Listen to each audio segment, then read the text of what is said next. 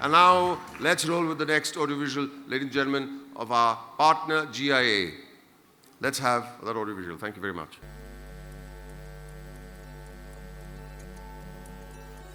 GIA is the globally trusted gym authority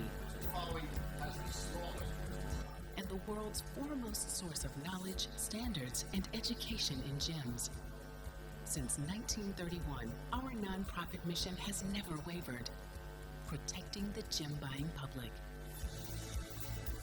Preparing the next generation of gym and jewelry professionals for successful careers is an important part of who we are. All gym buyers have the right to know exactly what they're buying so that they can make an informed purchase. Our independent gym identification and grading reports represent the highest standard of reliability and integrity. GIA is a big part of our business because every major diamond that we offer for sale all year long has a GIA certificate. Nobody will buy a major diamond in the world without GIA. Our world-renowned research is the foundation of everything we do, and the discoveries we make inform our education programs, laboratory services, and more, keeping us at the forefront of gemology. GIA supports communities where gems are mined, works with the Nelson Mandela Foundation to build libraries in Africa, and has awarded millions of dollars in scholarships worldwide. Giving back extends our mission into communities near and far. Take a closer, deeper look, and you'll see the many facets and faces of GIA.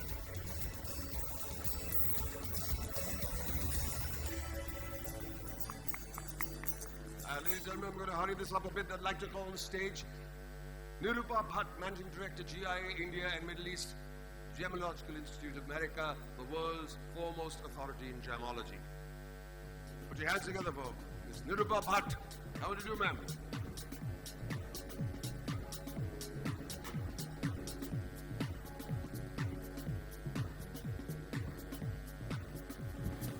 Namaskar. Welcome to an evening to remind ourselves of our responsibilities towards the society. What we have witnessed and we are about to witness in next couple of minutes and some time to come is a reminder that all of us have the power to make the difference. GIA has been promoting Jewelers for Hope for past few years. We also support the Gem and Jewelry National Relief Foundation in their efforts, and I have been fortunate enough to work with the industry when they were doing work with the for the Gujarat earthquake relief, Gujarat earthquake victims. On behalf of myself and GIA, I compliment the Gem and Jewelry Export Promotion Council team for this initiative, and we are pleased to have this opportunity to support the three organizations committed to improve the society. Enjoy the evening.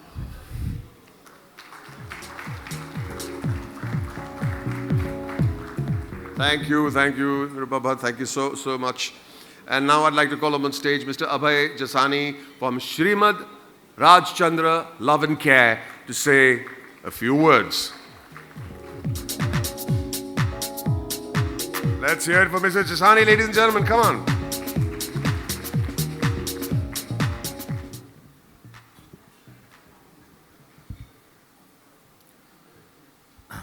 Om Shri Jineshwar Bhagavate Namaha. Om Shri Param Krupalu Devaya Namaha. Om Shri Sadguru Devaya Namaha. I would like to dedicate this recognition at the lotus feet of our Lord. Thank you. I compliment Gem and Jewelry Council for this great initiative. I would like to congratulate everyone involved. I would like to congratulate the Army for doing what it is. Sir, you make us proud. Colin had a few words to say about me, but the one with the next presentation is Ashok Bansali, and he is our guru. He's a friend, philosopher, and guide from whom we've learned everything. So my compliments and thanks to him as well. So we thank you for this platform. It gives us a pleasure to be a conduit, to be between the industry on one hand and the tribals who need help on the other. Thank you very much, Council. Our mission statement, which is Srimad Rajchandra Mission, is to realize one's true self and to serve others selflessly. Coming to realize one's true self, we are students of spirituality, but our living master said that there are a lot of people who need help, so you have to serve the society, and that's the other part which says serve others selflessly. I'm going to run you through a presentation with a lot of slides, but those slides are only there to bring you to the site because you can't come there as such now. And it just makes it easier for me to express myself. Our social initiative is called Srimad Rajchandra Love and Care. And as you see, it's got 10 different cares, which offers a holistic solution to all the problems of the tribals. So you have the health care, the education care, the child and women, and anything you can think of. A few examples of our prime areas of work. One is hospital. One is a science college, the only one of its kind in the entire area. There's a high school, a primary school.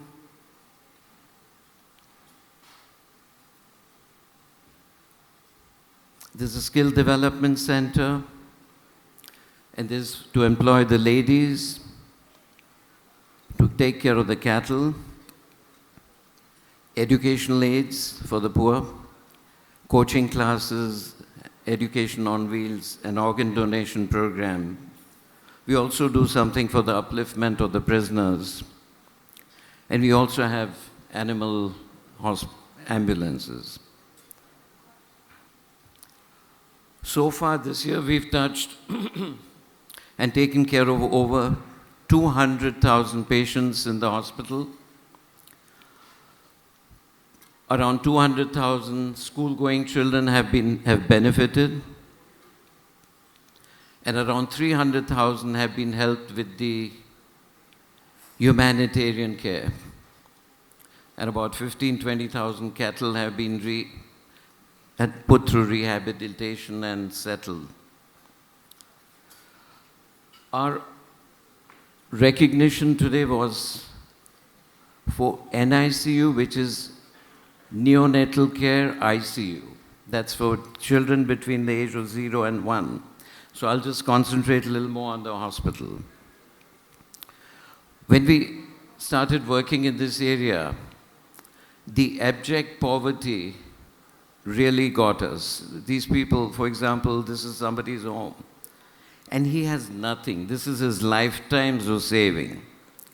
So we decided that we're going to be totally free, and this hospital does everything as total free basis. Only people like you and I, when we go there, we pay something. So 90% of the people are treated totally free, including the medicines. What we realized to our horror is that in these places, they just have a piece of bread and onion or a pickle or something. They don't have proteins, they don't have nutritious food, they don't have supplements. So what we realized is that when these young ladies came to deliver, the hemoglobin level was like 6 to 8, and it's critical. And they weighed only 40 kilos or so. And they'd never taken care of themselves. For example, this is a girl who is expecting and she comes. So what happened is a lot of preterm babies were born. And babies like this would be born. Of the 1,000 deliveries we did, more than 200 children like this were born. And many of them just died. And we had to do something about them for the empathy. So although we were a primary hospital, we had to set up a tertiary care, which is the NICU. This is our NICU. It's state of art, as good as you see it anywhere. It's got life-supporting ventilators, auto-infusion pumps, and every conceivable facility one would look for.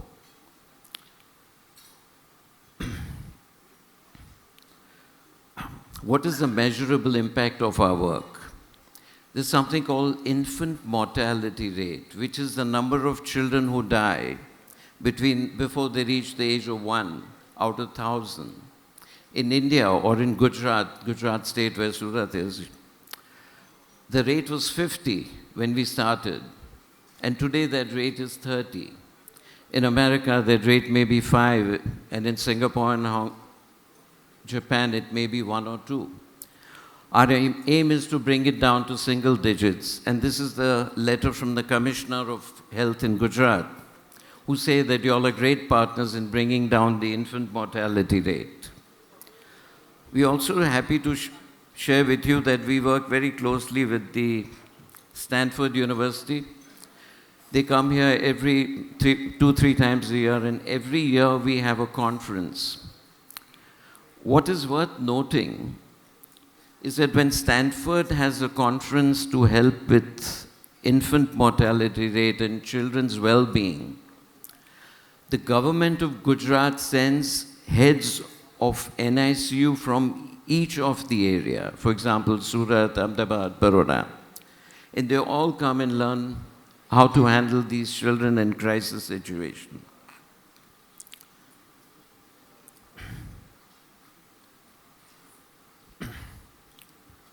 As you can see that they're very happy to work with us on the infant mortality rate and support the entire program. Now, these children can go home after a week or month or 2 months or whatever, but they're not going to grow up like regular people like you and I. They have neurological and physical problems.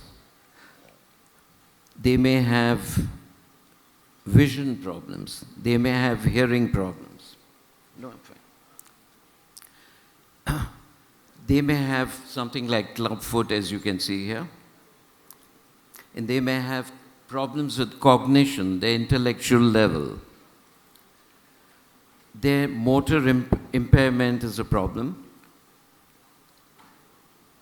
These babies need intervention, and we work with them in NICU itself.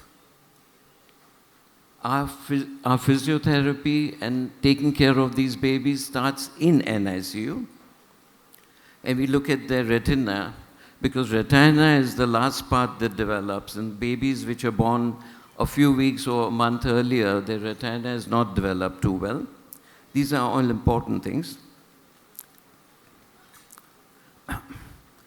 So when the babies go from NICU back home, before that, they're taken to the early intervention center, where the cognition is worked on and all their sensory areas, wherever there is a problem, is being worked on. So for example, we do orthopedic surgeries, we do neurology, opthel, physiotherapy of different kind,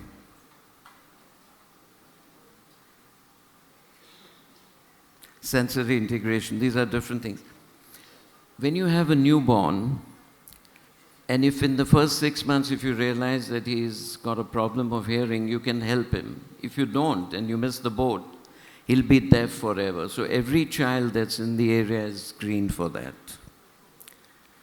Similarly, we do speech and special education for them so they can come to the mainstream of life.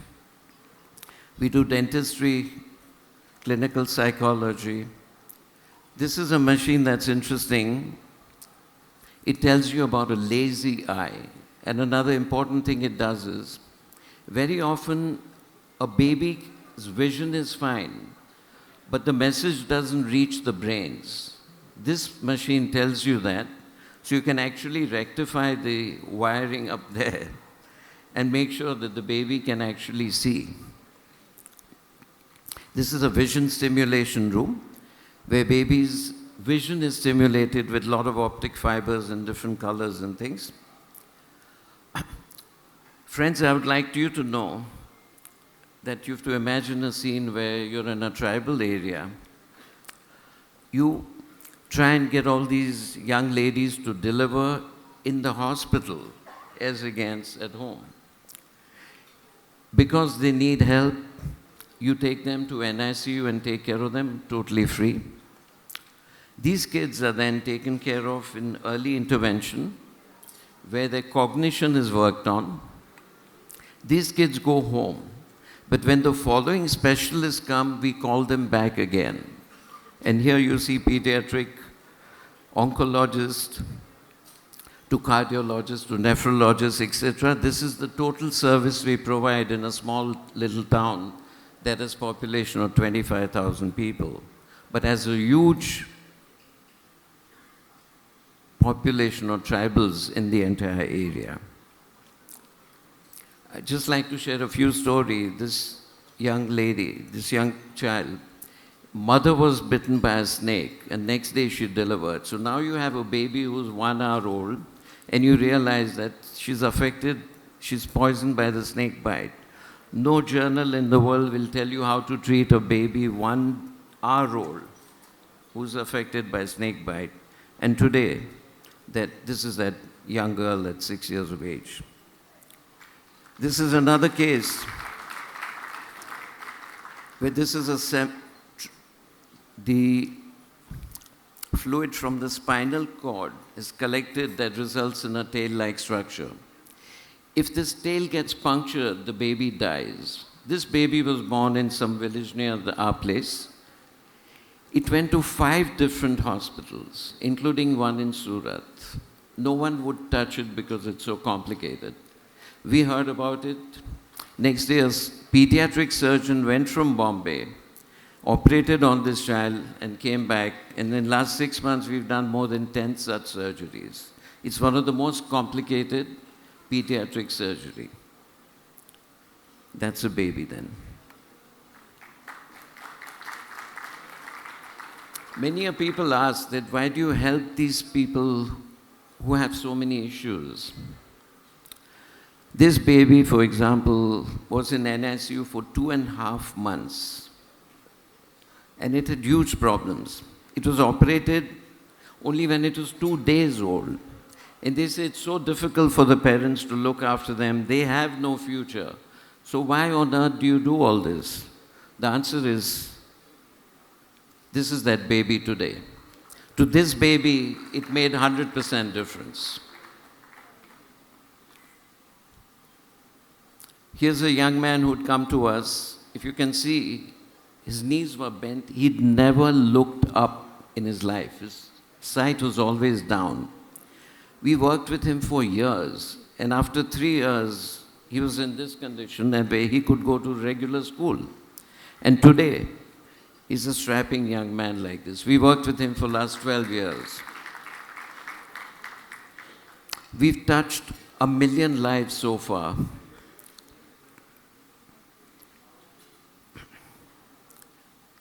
This year, 176,000 patients, that's about 88%, received treatment totally free. But in treating these 176,000 patients, we did a charity of 6 crores.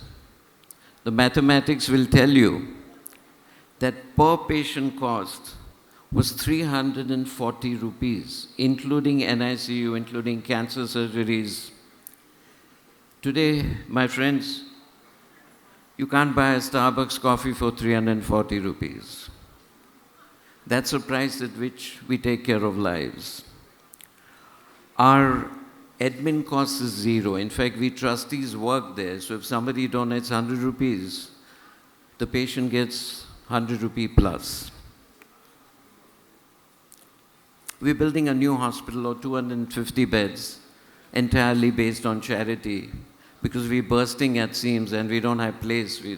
Our capacity is like 130, 140%.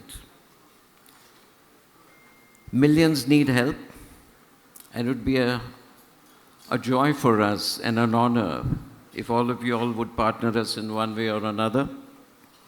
All of you all are cordially invited. We look forward to the pleasure of inviting you to the to our ashram and hospital and all these other sites in Dharampur. You can come by yourselves, with your family, with your company staff. You're very welcome.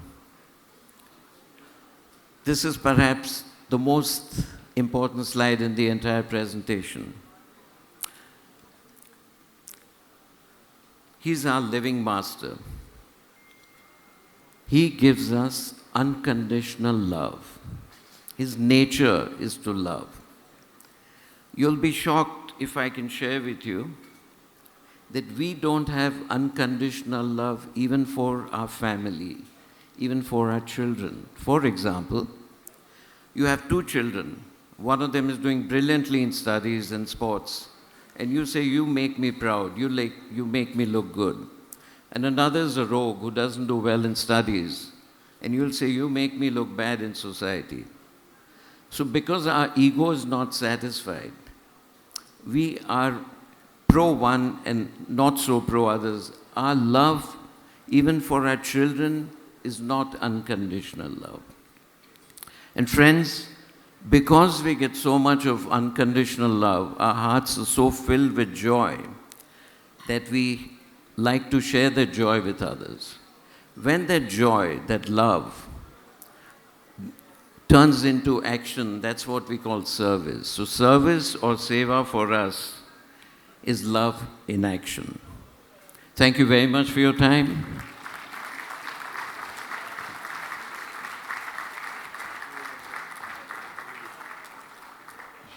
And now, I'd like to call upon Mr. Pramod Kumar Agarwal, once again, Mr. Colin Shah once again, and Mr. Mansukh Kothari. And Nirupa Bhatt, please. Could we have you on stage, ma'am? To come on stage and do the honors, and we'd like to present this check. Mr. Abhay Jasani, could you come on stage again, please? And we'd also like to invite Mridula Jasani to come on stage to receive the check.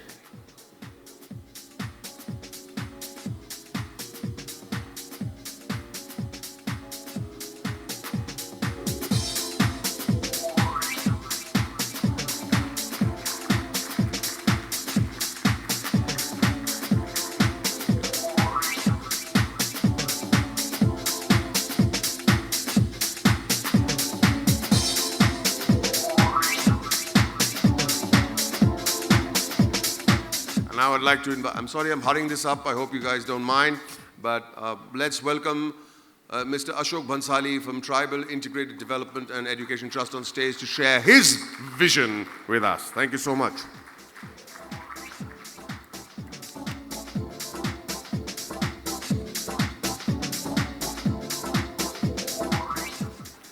Good evening, friends. I'm representing TIDE, which is a group of friends working for the tribals in India. Our country has some 8 crore tribals and 535 different tribes and sub-tribes. It's a beautiful culture. We just try to do something for their problems, otherwise their life is so good and they are comparatively happier than us. Main objectives, you can see, mainly health, education, and income generation. We are working in 16 states just for the tribals.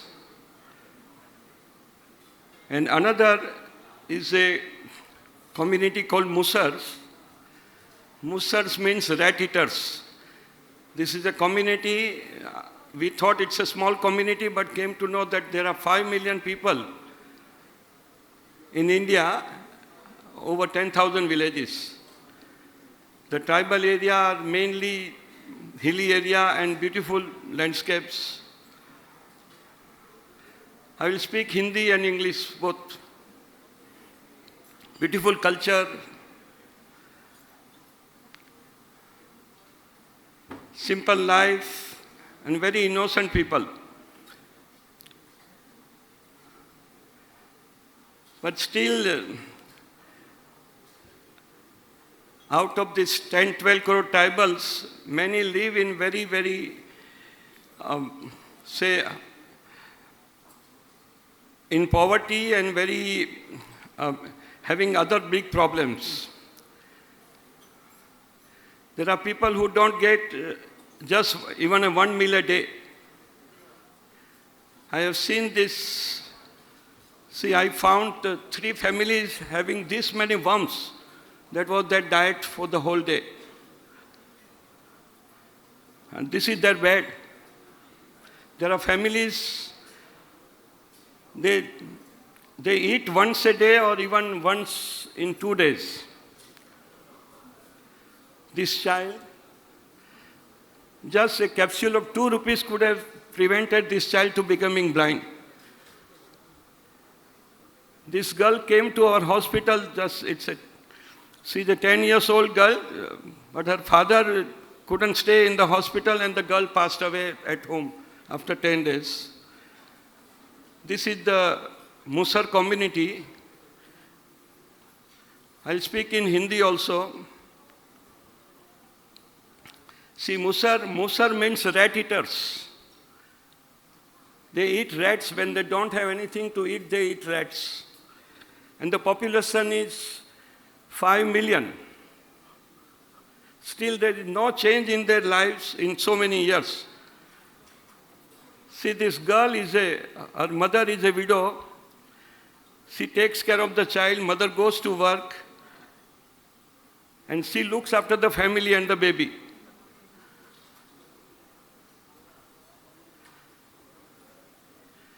See this child,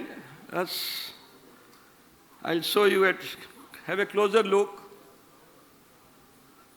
You can see on the hand, the flies are eating the flesh. And this is the root, which is not edible, but they eat these roots. And how they eat, they make slice and put in the stream so that the poison is reduced in the water and they eat it afterwards. This is the latest photo during the Bihar flood. They were eating rats and the population is 5 million. See this is the food during the flood. We have taken up a project in 400 villages for them. This is the staff. We have paramedical workers taking care of their health, doctor's clinic. Now we are building a big hospital. One of my friends is going to build a hospital of 300 beds.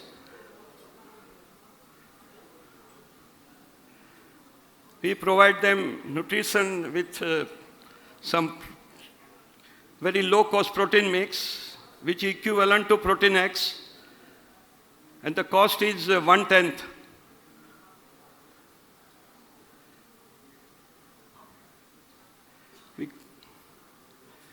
And see the malnutrition. This is provided to the malnourished children, tuberculosis patient,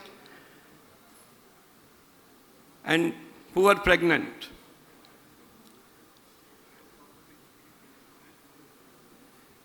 We provide coaching classes for them. See this. This is a night coaching class.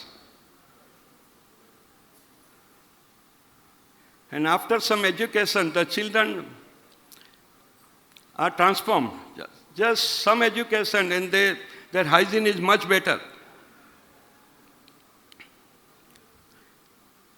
Coaching classes for the higher grade students.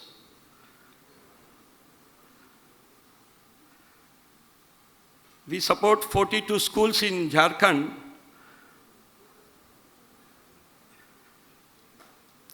And run a free school for the children of this Musar community. Now, we work at a very low cost. See, this is a school we built. And the total budget was 50,000 rupees of the whole school.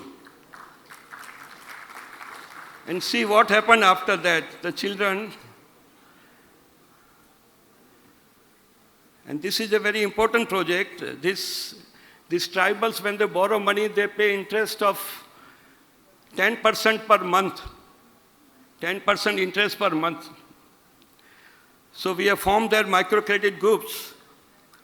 Total groups are 12,000 plus. So 150,000 families.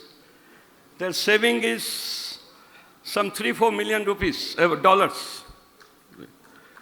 And then they stop borrowing money from the money lenders and they borrow from the individual groups. These are the groups.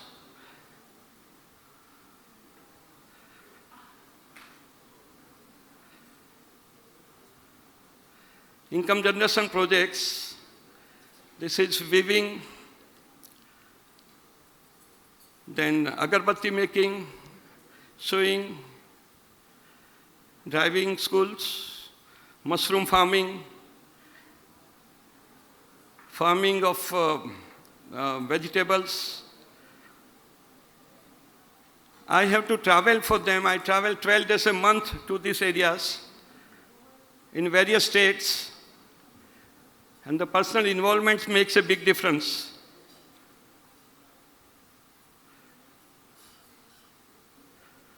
We stay with them whenever the hotel is not available for us.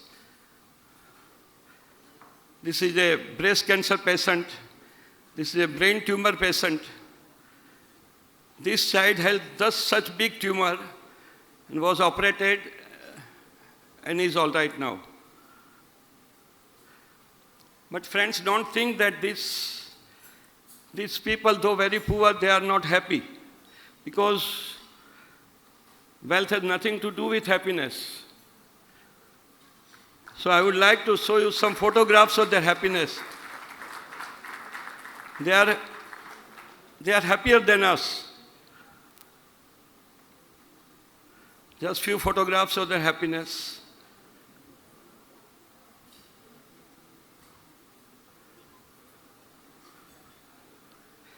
See, it's a group of friends working for tribals. I'm just one of them.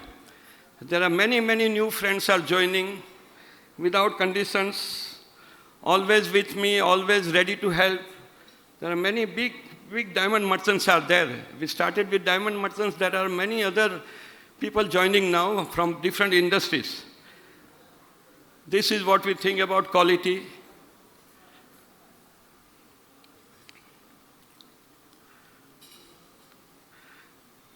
And this is what my elder brother. I am from a family where two brothers gave their lives for the social work projects. This says that ये पानी बाढ़े नाव में कि boat में पानी भर जाए या तो घर में पैसे उसको दोनों हाथ से बाहर फेंक देना चाहिए. Don't keep it with us. Use it for others. And with friends like you, I have now big dreams, and I try to do maximum for them. I have so good support from my friends. Thank you, friends.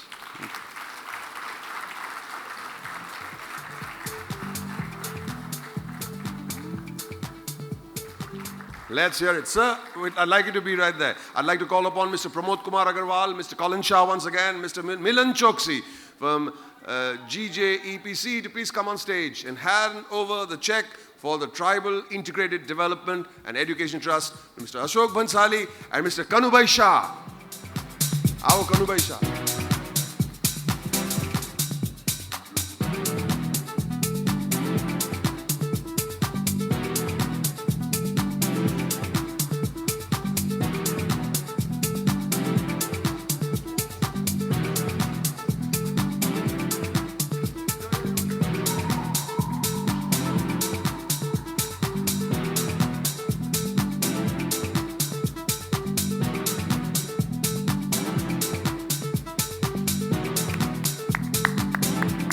Come on, ladies and gentlemen, this is the last presentation of the evening, and we need a little more energy. Now, I'm in a little bit of a conundrum.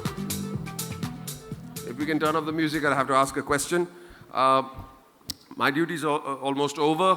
The evening has almost come to a close. There will be a vote of thanks after this. I've been asked, if I have your attention, please, I've been asked to make a small little presentation of a song. Do we have the energy for that, or should we just go to the vote of thanks? That's either a no or a song. Be clear. All right, then. Then we've got voted in, right. So, ladies and gentlemen, I'm going to sing a song. It went off well. I need a sip of water, please. Come on. I'm going to sing a song for all those who have contributed, all those who have worked, and all those people who have put this show together. You've done it your way. It's my favorite song of all time, My Way, made famous by Frank Sinatra. I hope you enjoy it. Sing along if you feel like. And yeah, thank you very much. Thank you. It's a beautiful song. Music is great, not important. I'm singing it, not important. Do follow the lyrics. They're my favorite lyrics of all time.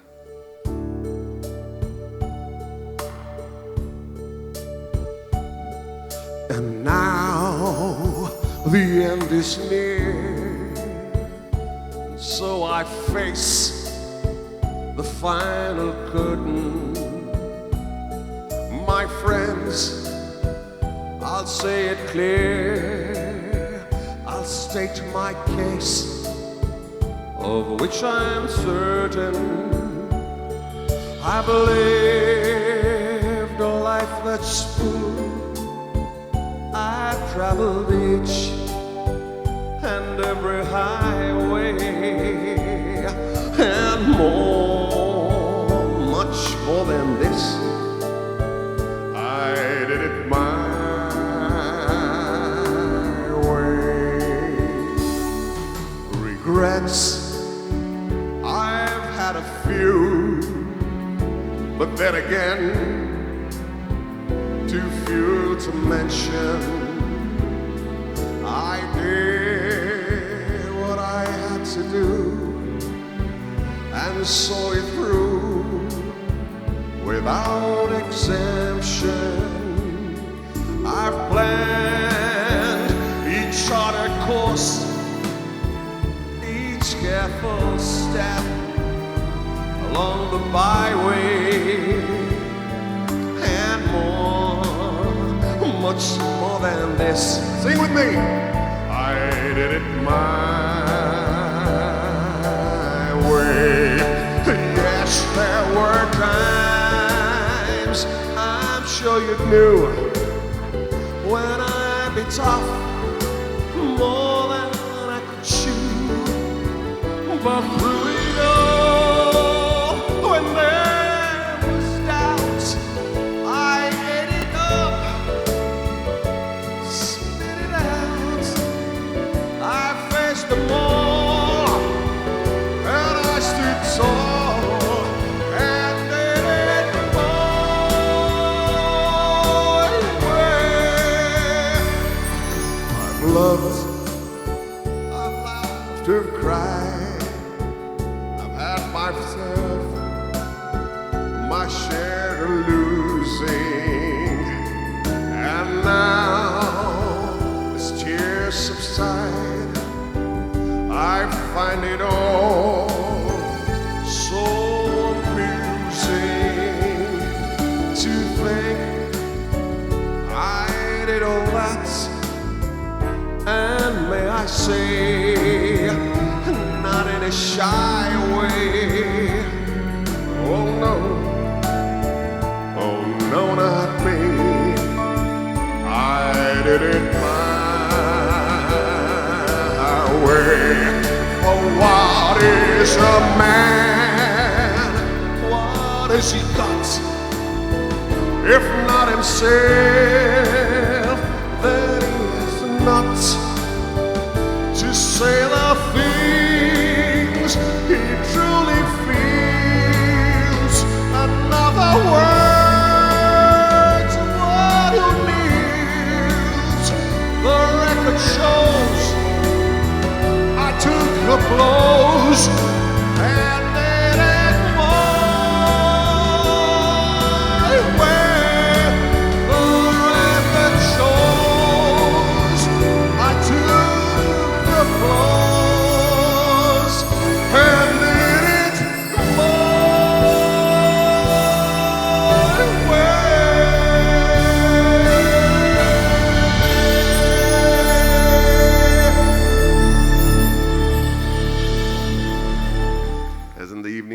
enough for you, sir? Now I'd like to call on Mr. Milan Choksi, convener, PMBD, for the vote of thanks. And I will say good night at this point. Ladies and gentlemen, thank you very much. You've been a wonderful audience. To all the people who made the presentation, to all the people who received the checks, to everyone who's here, the hotel, everybody, the vote of thanks, Milan Choksi, all the best. Thank you. Goodbye. Good night. God bless you all. Guest of honor, Mr. Paul Rowley, Mr. Agri, Chairman Pramodji, Colin, ED, GJEPC, colleagues, and colleagues from the Committee of Administration, members from the trade, friends, media, ladies and gentlemen. It's my privilege to express sincere and heartfelt gratitude to all of you who have made this event a success. As we, members of the gem and jewelry industry, continue to make our way forward, slowly but surely, through what seems like the perfect storms in terms of the business environment, the one thing that we as an industry have not stopped doing is to continue to try to make a difference in the lives of the underprivileged and the less fortunate. Along with the diamonds that have been passed down to us as a legacy, these values of giving have also been handed over to us.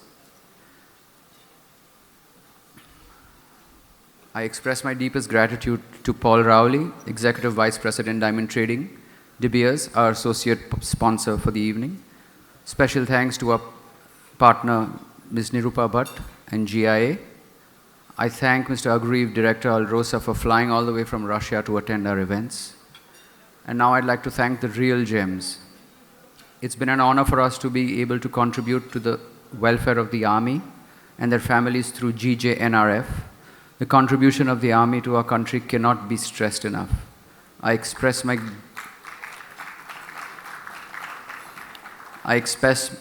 my deep gratitude to Lieutenant General K.T. Parnayak, PVSM, UISM, YSM retired, and representatives from the Army for being present here with us. The Pansali family, through their TIDE, Tribal Integrated Development and Educational Trust, works ceaselessly for the upliftment of the poor and needy tribal people. Truly an amazing amount of personal effort by Ashok Bhai. And finally, SRLC, Srimad Raj Chandra Love and Care, who are working to bring about a change in the lives of the underprivileged amongst the many other noble causes that they work for. It was a pleasure to have Boman Irani as the anchor for the evening. Thank you, Boman. On behalf of the Council, I would also like to thank the members of the Gem and Jewelry Trade, who through their generous contributions have made this evening an event successful. Jewelers for Hope is organized in association with De Beers and powered by GIA. I express my deep gratitude for coming on board as supporters for the show. I look forward to seeing you all here next year with as much enthusiasm, if not more, to make a difference. Thank you and good night.